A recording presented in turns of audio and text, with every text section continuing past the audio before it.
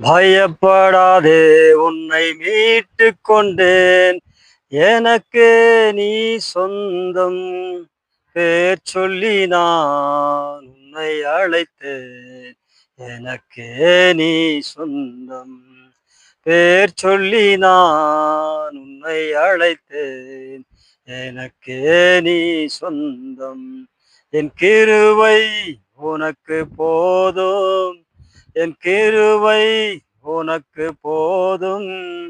பலவீனத்தில் என் பலமோ பூரணமாய் விளங்கும். பலவீனத்தில் என் பலமோ பூரணமாய் விளங்கும். நான் பாடின பாட்டு வந்து ஆண்டவராகிய இயேசு கிறிஸ்து என்னுடைய இருதயத்துல தந்த ஒரு பாட்டு. ஒரு ஒரு மாதத்துக்கு முன்ன ஒரு கிட்டத்தட்ட இருக்கும். அந்த நாள்ல எனக்கு நடந்த ஒரு சம்பவத்த உங்கள் மத்தியில நான் ஒரு சிறு சாட்சியா பகிர்ந்துக்க விருப்பப்படுறேன். அதுக்காக தான் இந்த பதிவு. நான் ஒரு மேஸ்திரி வேலை செய்றேன். வேலை செய்ற இடத்துல ஒரு செங்கல் எனக்கு அடிபட்டு கால்ல இருக்கிற ஒரு தோல் மட்டும் மேலேருந்து வந்துருச்சு. கொஞ்சம் ரத்தம் வந்துச்சு. ரத்தம் வந்ததும் நாங்க என்ன பண்ணோம், அந்த நேரத்துல அங்க இருக்கிற ஒரு சிமெண்ட் எடுத்து அந்த காயத்துல வச்சுட்டேன். வச்சுட்டா ரத்தம் நின்னு போச்சு. எங்க எப்பயும் நாங்க அப்படித்தான் செய்வோம். ஏன்னா வேலை செய்ற இடத்துல மருந்து மாத்திரைலாம் இருக்கு. அது மாரி அடிபட்டுச்சுனா சிமெண்ட் தான் வைப்போம். அப்படி வச்சாலே அது குணமாயிடும். அதனால நான் என்ன பண்ணேன், வழக்கம் போல அந்த மாரி செஞ்சேன். குணமாயிடுச்சுன்னு சொல்லிட்டு அத நான் பெருசா எடுத்துக்கல. ஆனா அது என்னாச்சுன்னா, குணமாவல. நாள் பட அது பார்த்தீங்கன்னா, அதிகமாகுது. வலி அதிகமாகுது, பெருசாகுது. அதுக்கப்புறம் என்ன பண்றது அப்படின்னு சொல்லி யோசனை பண்ணி, என்கிட்ட இருந்த வீட்ல இருந்த சில மருந்து மாத்திரைகள்லாம் வச்சு பார்த்தேன். அப்பவும் செட் ஆகல. அதுக்கப்புறம் நண்பர்கள்ட்ட சொன்னேன். நண்பர்லாம் என்ன ஒரு மாரி பேச ஆரம்பிச்சுட்டானுங்க. "இன்னுமா இதுக்கு குணமாவல? சுகர் இருக்கு செக் பண்ணி பாரு" அப்படின்னு சொல்லி என் கூட வேலை செய்றவங்கலாம் பேச ஆரம்பிச்சாங்க. சரின்னு சொல்லிட்டு அவங்களும் ஆளாளுக்கு ஒரு ஐடியா சொன்னாங்க. அதுல ஒருத்தன் சொன்னான், அந்த பழைய மாத்திரைங்கள நல்லா நசுக்கி பவுடர் பண்ணி தேங்காய் எண்ணெய்ல வச்சா குணமாயிடும். அதையும் வச்சு பார்த்தேன். குணமாவல. சரி வேற என்ன பண்றது? மெடிக்கல் ஷாப்ல போய் மருந்து வாங்கி போட்டு பார்த்தேன். எது ஏதோ செஞ்சு பார்த்தேன். எதுவுமே வேலைக்கு ஆகல.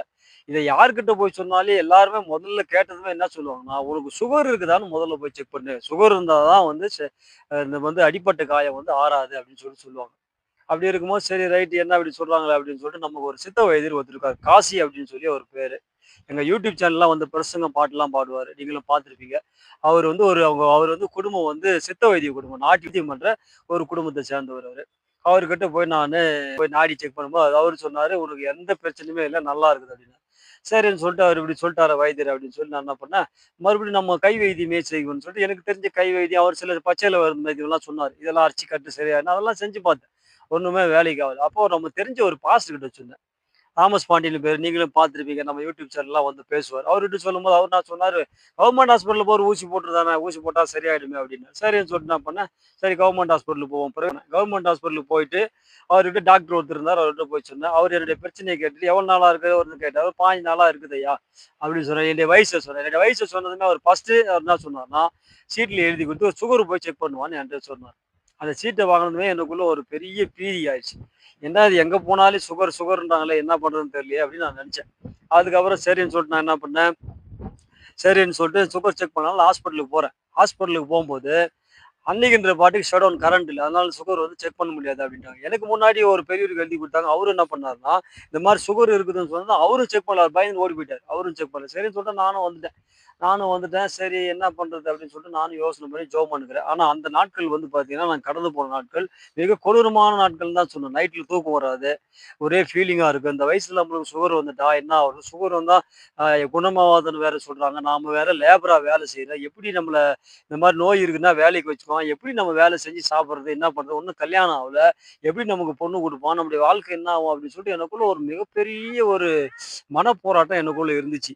அப்பதான் நான் என்ன பண்ணேன், நம்ம யூடியூப் சேனல்ல வேற கேமராமேனா வேலை செய்றோம். அந்த யூடியூப் சேனல் வீடியோ எப்படி எடுக்குறது? நம்ம ஒரு இடத்துல வீடியோ எடுக்க போகும்போது அவங்க என்ன பண்ணுவாங்க, வீடியோலாம் முடிஞ்ச பிறகு வாங்க ஒரு டீ சாப்பிடலாம் அப்படின்னு கூட்டு போய் டீ வாங்கி குடுப்பாங்க. அப்படி இருக்கும்போது நம்ம எப்படி டீ சாப்பிட முடியும்? சுகர் இருக்கவங்க டீ சாப்பிடக்கூடாதுன்னு சொல்லுவாங்க இல்லையா? அப்ப நம்ம எப்படி சாப்பிடுறது? எப்படி இந்த ஊழியத்த கன்டின்யூ பண்றது? அப்படின்னு சொல்லி எனக்குள்ள ஒரு பெரிய போராட்டமா இருந்துச்சு. அப்ப நான் ஆண்டவர்கிட்ட ஒரு காரியத்த சொன்னேன். நானும் வந்து இந்த சேனல்ல வந்து கேமராமேனா வேலை செய்யணும்னா, நான் ஆரோக்கியம் உள்ளவனா இருக்கணும். ஆரோக்கியமா உள்ளவனா இருந்தா தான் என்னால வேலை செய்ய முடியும். ஆரோக்கியம் இல்லாம இருந்தா என்னால வேலை செய்ய முடியாது. அதனால இதுக்காவது நீங்க என்ன குணப்படுத்தணும். நாளைக்கு நான் வந்து ஹாஸ்பிட்டலுக்கு போவேன். ஹாஸ்பிட்டலுக்கு போய் செக் பண்ணும்போது அவன் ஒரு நல்ல ரிசல்ட் தான் எனக்கு அவன் குடுக்கணும். அதுக்காக என்ன நீங்க குணப்படுத்தணும் அப்படின்னு சொல்லி ஆண்டவர்கிட்ட நான் வேண்டுதல் பண்ணிட்டு மறுநாள் காலையில போனேன். இதுக்கு முன்ன 2, 3 முறை நானு இந்த மாரி ஹாஸ்பிட்டல் போறதுக்காக பிளான் பண்ணியிருந்தேன். ஆனாலே அந்த நேரத்துல வந்து பார்த்தீங்கன்னா, சபையில சின்ன சின்ன வேலைங்கலாம் வரும். அந்த சபை வேலைக்கு போயிடுவேன். அந்த மாரி வேலைக்கு போறதுனால இது போக முடியல. அப்படியே தள்ளி வச்சுன்னே இருந்தேன். தள்ளி வச்சுன்னே இருந்தா சரி ஒரு கட்டத்துக்கு என்ன ஆகி போச்சுன்னா, நம்மளுக்கு பிரச்சனை என்ன ஆகுதுன்னு தெரிஞ்சா தான் நம்ம மேற்கொண்டு ஏதோ ஒரு ட்ரீட்மெண்ட் பண்ணி ஏதாவது ஒரு வழி செஞ்சா தானே, இதுவே இப்படியே இருந்தா அது சரியா வராது அப்படின்னு சொல்லிட்டு நானு ஹாஸ்பிட்டலுக்கு போலான்னு சொல்லிட்டு போனேன். ஹாஸ்பிட்டலுக்கு போலான்னு போகும்போது ஹாஸ்பிட்டலோட பாதி தூரம் போயிட்டேன். பாதி தூரம் போகும்போது நான் ஒரு ஆரம்பத்துல ஒரு பாட்டு பாடுனேன் இல்லையா? பயப்படாதே நான் உன்னை மீட்டுக் கொண்டேன். அந்த பாட்டு என்னோட இருதயத்திலிருந்து வருது. இருதயத்திலிருந்து வருது. சரி ரைட் அந்த பாட்டோட கருத்துக்கள நானு யோசனை பண்ணி பார்த்தேன். அந்த பாட்டு என்ன சொல்ல வருதுன்னா, பயப்படாதே நான் உன்னை மீட்டுக் கொண்டேன். அதுக்கு அர்த்தம் என்ன? இயேசு கிறிஸ்து என்ன சொல்ல வராரு? ஒருவேளை உனக்கு சுகர் இருக்குன்னு டாக்டர் சொல்லுவான். அப்படி சொன்னாலே நீ பயப்படாத அப்படின்னு சொல்ல வர்றாரு. இதனுடைய அர்த்தம் என்ன? அப்படின்னு சொல்லி நான் ரொம்ப குழம்பி போயிட்டேன். ஆண்டவர் ஏதோ ஒரு காரியத்த சொல்றாரு. ஆனா அது என்னன்னு புரியலையே இதனுடைய அர்த்தம். அப்படி சரின்னு சொல்லிட்டு, சரி இருந்தாலும் நம்ம போய் செக் பண்ணி வச்சுட்டு இன்னும் கொஞ்சம் தூரம் போறேன். இன்னும் கொஞ்சம் தூரம் போகும்போது என்ன ஆகுதுன்னா, இந்த பெர்க்மான்ஸோட அநேக பாடல்கள், ஒரு மனுஷன தேற்றக்கூடிய பாடல்கள் இருக்கும் பார்த்தீங்களா? அந்த பாடல்கள் பூரா ஒரு ஒரு ஸ்டான்ஸாவா அப்படியே நெறைய பாடல்கள் வந்துக்குன்னே இருக்குது. வந்துக்குன்னே இருக்கும்போது, ஆண்டவர் நம்மள தேற்றுறார் அப்படின்ற விஷயம் எனக்கு நல்லா தெளிவா புரிய ஆரம்பிச்சுச்சு.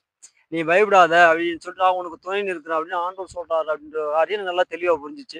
சரி ரைட் போய் தான் பார்ப்போமேன்னு உள்ள போனேன். உள்ள போனதும் அவங்க என்ன பண்ணாங்க, ஃபர்ஸ்ட் டைம் ஒரு முறை பிளட் எடுத்துட்டு 2வது முறை நீங்க போய் சாப்பிட்டு வந்து குடுங்க அப்படின்னாங்க. சரின்னு சொல்லிட்டு நான் வந்து சாப்பிட்டு வந்து குடுத்தேன். ரிசல்ட் எப்ப கிடைக்கிறது? ஒரு 1/2 மணி நேரம் ஆகும் அப்படின்னு சொன்னாங்க. சரி ரைட் அப்படின்னு சொல்லிட்டு நான் என்ன பண்ணேன், 1/2 மணி நேரம் எங்கேயும் போல. அங்கேயே ஹாஸ்பிட்டல்லே உட்கார்ந்தேன். அப்படியே ஹாஸ்பிட்டல்ல உட்கார்ந்து இருக்கும்போது எனக்குள்ள மிகப்பெரிய மனப்போராட்டம். வயசானவங்க நெறைய பேர் அங்க இருக்கிறாங்க. எனக்குள்ள மனப்போராட்டம் என்னன்னா, இன்னும் 1/2 மணி நேரத்துல நம்ம ரிசல்ட் வரப்போகுது. என்னம்மா வருமோ தெரியலையே! அப்படின்னு சொல்லிட்டு எனக்குள்ள ஒரு மிகப்பெரிய மனப்போராட்டமா இருந்துச்சு.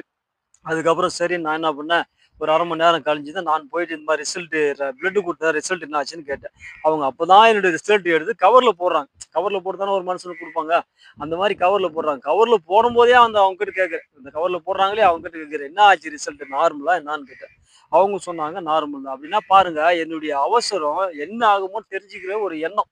எனக்குள்ள அதிகமா இருக்கிறது அவங்கள கேட்கிறேன். அப்புறம் அவங்க நார்மல் அப்படின்னு சொன்ன பிறகு தான் எனக்குள்ள இருந்த அந்த மரண பயம், அந்த பீதி அதெல்லாம் போயி நான் மனுஷனாவே அன்னைக்கு தான் ஆனேன் நான். அதுக்கப்புறமா தான் நான் என்ன பண்ணேன், சரி மீண்டும் நம்ம யூடியூப் சேனலோட ஊழியத்த செய்வோம்.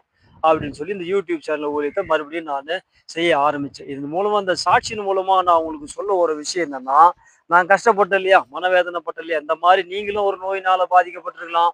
மனவேதனையில இருக்கலாம். நீங்க உங்களுக்குள்ள நெறைய சிக்கல்கள் இருக்கலாம். இப்படிப்பட்ட பிரச்சனையில இருக்கிற நீங்க, இப்ப நான் எப்படி எங்க இயேசு கிறிஸ்துவ நம்பி, அவர் மூலமா நான் சுகத்த பெற்று இப்ப நல்லா இருக்கிறேன் இல்லையா? அந்த மாரி நீங்களும் உங்களுக்கு விருப்பப்பட்டா, நீங்க விரும்புனா, அந்த இயேசு கிறிஸ்துவ ஒரு முறை நம்பி பாருங்க. அவர்கிட்ட உங்க குறைகள சொல்லுங்க. அவர் உங்கள குணப்படுத்துவார். அததான் இந்த சாட்சியின் மூலமா நான் உங்களுக்கு சொல்ல விரும்புறேன். இன்னொரு விஷயம் என்ன சொல்ல வரேன்னா, ஒரு மனுஷனுக்கு உடல் ஆரோக்கியம் அவசியமா, அவசியம் இல்லையான்றத இந்த சின்ன காரியத்தின் மூலமா நானு தெளிவா புரிஞ்சுக்க முடிஞ்சுச்சு. பெரியவங்கலாம் சொல்லுவாங்க, 1000 தான் காசு பணம் இருந்தாலே ஒரு மனுஷனுக்கு உடல் சுகம்ன்றது ரொம்ப அவசியம்னு. அது இந்த காரியத்தின் மூலமா தெரிஞ்சுக்க முடிஞ்சுச்சு. ஆண்டவர் ஒரு சின்ன ஒரு பாடுகள் வழியா நடத்தினாலும், ஒரு சப்ஜெக்ட்டையும் ஆண்டவர் நம்மோடு இருக்கிறார், நம்மை விடுவிப்பார்ன்ற ஒரு சப்ஜெக்ட்டையும் எனக்கு கத்துக் குடுத்தார். இததான் அந்த சாட்சியின் மூலமா நான் உங்களுக்கு சொல்ல விரும்புறேன். இது உங்களுக்கு பிரயோஜனமா இருக்கும்னு நான் நினைக்கிறேன். கடவுள் உங்களை ஆசீர்வதிக்கட்டும். ஆமென்.